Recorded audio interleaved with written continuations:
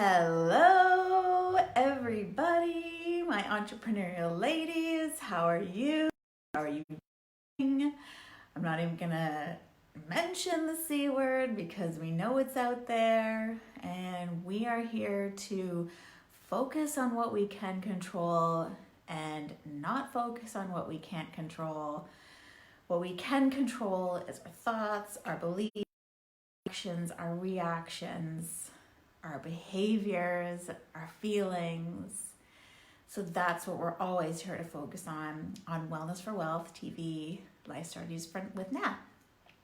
So I'm so glad that you're here, episode 61. I am still absolutely buzzing from last week, where I did my first ever Unleash the Wealthy Woman Within 5-day challenge. It was so fun. We had so many breakthroughs. We laughed, we cried, oh my gosh, we had such a good time. We conquered, but most of all, we thrived in that week, and it was amazing, just amazing to be with all those ladies in there.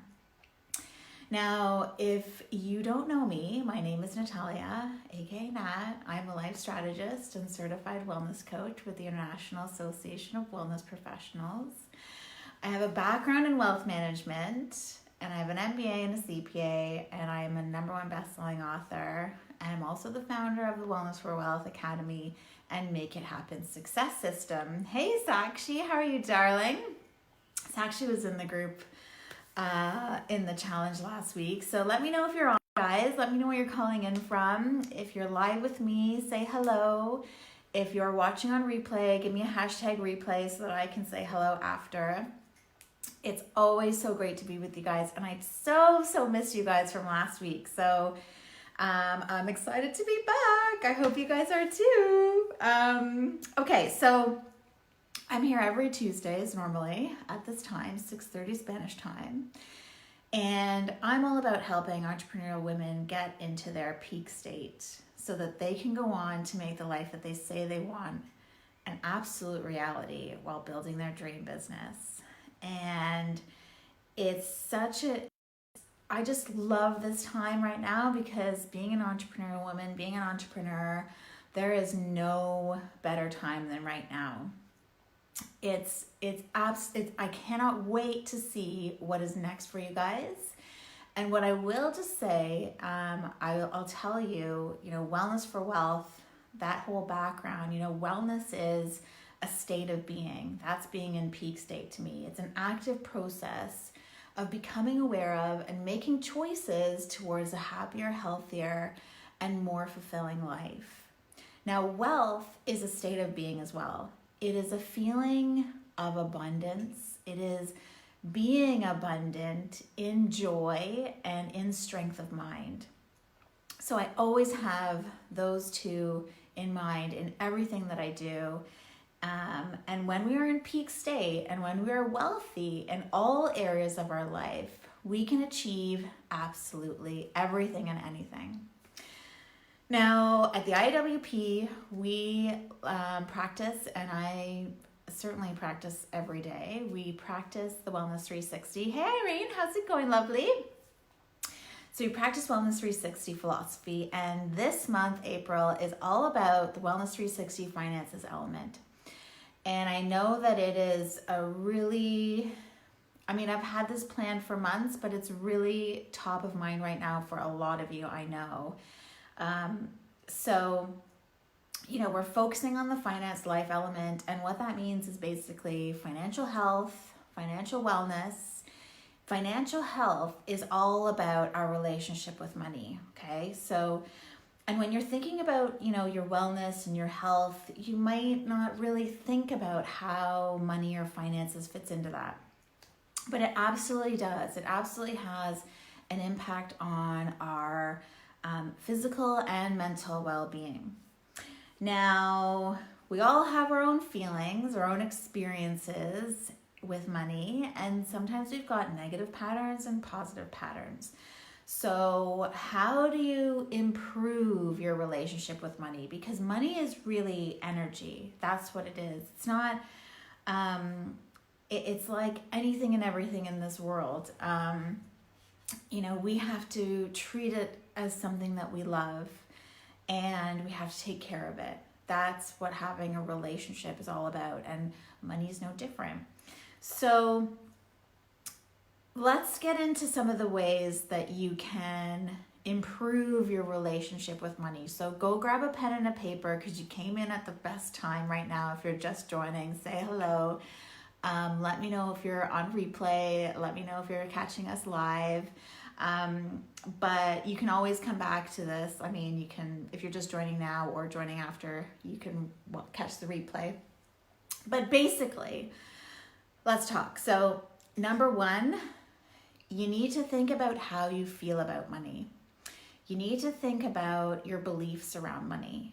Now, I remember when I was first exploring my money mindset, I really didn't think I had a ton of, money mindset things. And it's rare that I meet anyone or work with anyone that doesn't have at least some money mindset issues to deal with. When I say issues, it's not really issues. It's just money mindset beliefs that you have to address so that you can really get to that next level of success in your life and in your business. And every time we reach new levels of success, we reach new devils. New levels, new devils is what I my own business coach always used to tell me, but it's true. You might have the idea that, like in the challenge, for example, last week, it came up around, the fear of success. There's fear of failure, but there's also fear of success. Like, well, what if when I get lots of money, what if I earn lots of money? What if I achieve that level of success? Am I going to change as a person? Am I going to lose my friends? Is my relationship going to be, are they going to change? So, we got to think about those kinds of things. So make a list of everything that you feel about money, good and bad, or whether you know it or not, if it's good or bad, and just challenge it. Ask yourself, is it really true? If I reach new levels of success, if I suddenly come into a lot of money, the money that I want to be making, am I suddenly going to change as a person? No, you're going to be the exact same you. You're going to be that same glorious, beautiful person that you are. Aw, thanks, Sakshi. So the second thing is reconnect with your finances. Don't be that person that puts your head in the sand. Don't be that person that doesn't know where their last dollar came from or where their last money went. Be the person that looks at their bank accounts every day, that knows what comes in and knows what comes out of their bank accounts. Take ownership of your money. Get a financial advisor. Now, I'm not a financial advisor, but I've had a financial advisor ever since I got into wealth management, and that was over 10 years ago, because I suddenly realized that person is part of your wellness team, just like a doctor would be, just like, your masseuse or your dentist. You want to start building a wellness team around you, and your financial advisor is someone that you want to be able to help you through the good times and the bad times. Like, the industry has changed so much. Hey, Carmen. The industry has changed so much that financial advisors nowadays, they have to be transparent about everything. And that's what they should have been from the start. So when new regulatory changes came in, if you as a financial advisor, if you weren't, being the best financial advisor you can, you lost a lot. You lost your job, basically. So go and talk to people, talk to your friends, talk to your family, ask for recommendations, follow and go have interviews. You interview them, see what they can do for you. But they can help you immensely in terms of financial planning, doing stuff like a will, which is really important. It's like a totally different conversation for another day. I can't jam all of that in here, but financial planning is important. So take ownership of it, make friends, reconnect with your finances is what I want you to take away from that. Work on your financial goals. This is a perfect time to get clear on what your financial goals are for the next 12 months, for the next 5 years, for the next 10 years, into retirement, and go big, dream big. Don't put any limits on it. If you want a house on the sea, then, go look at houses on the sea and figure out how much they are. If you want to send your kids to school, to private school, to college, university, depending on where you're at, then go look at those colleges and university. How much do they cost? Become really aware and work on your financial goals. And this is, again, where a financial advisor, financial planner can be such a great person for you to have, to tap into, to help you better manage your money, have a better relationship with your money. It's not just to give to somebody just to be like, oh, here, can you just handle that? No, they should be asking you questions about your financial goals, about, your life goals. It's not enough anymore just to be a financial advisor and just focus on the finances. No, you got to look at the whole picture. So the fourth thing, we're at number 4 now. Be careful how you talk about money. This is so, so important. I've heard a ton of people say, I don't have the money. It's not something that I can invest in right now. Don't talk like that. You have the ability to spend. You are a resourceful woman, or else you wouldn't be an entrepreneur. You wouldn't be here with me if you weren't a resourceful woman. I know you. But you want to say, I'm choosing not to spend it on this. I'm choosing to spend it on this instead. I'm choosing not to get a new laptop. I'm choosing to invest in a new course that will help me master marketing skills because I need that to further my business in the next 3 to 6 months. You always have a choice, so own that choice. Do not use money as an excuse to not do something. Don't make choices out of fear. Make them out of love, okay?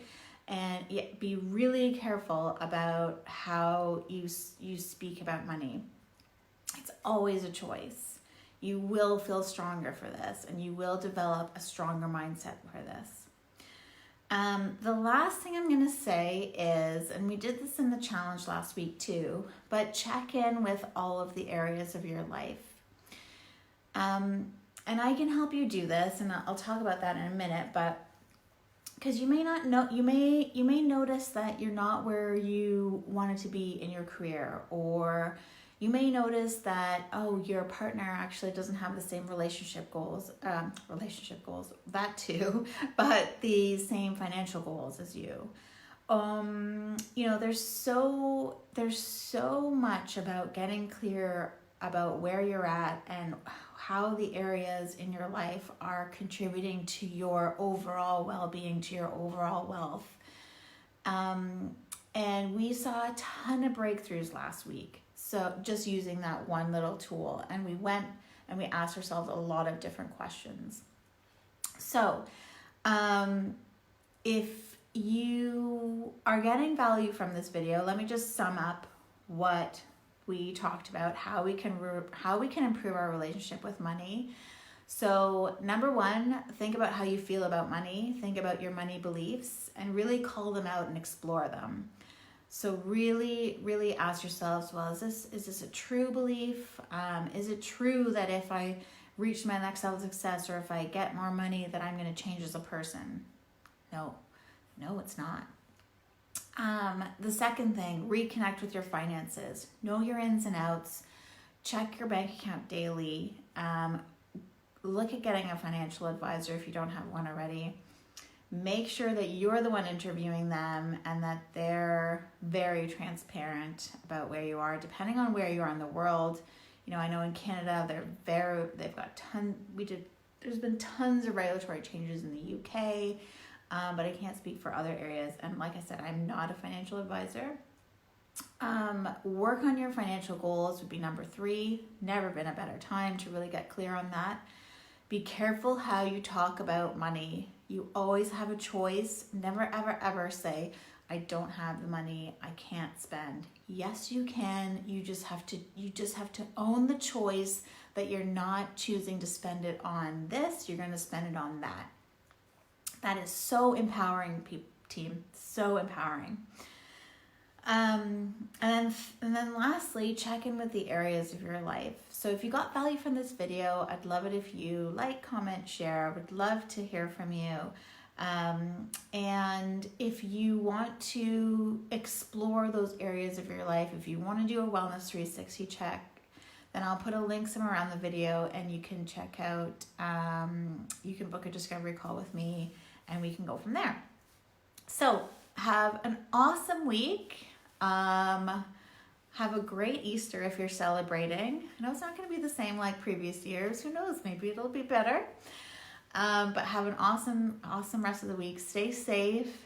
Stay inside. I'm on day, I don't even remember, of lockdown, and it's all good. So stay safe. Love you lots. It's great to be back. Great to see you, and I'll see you next week.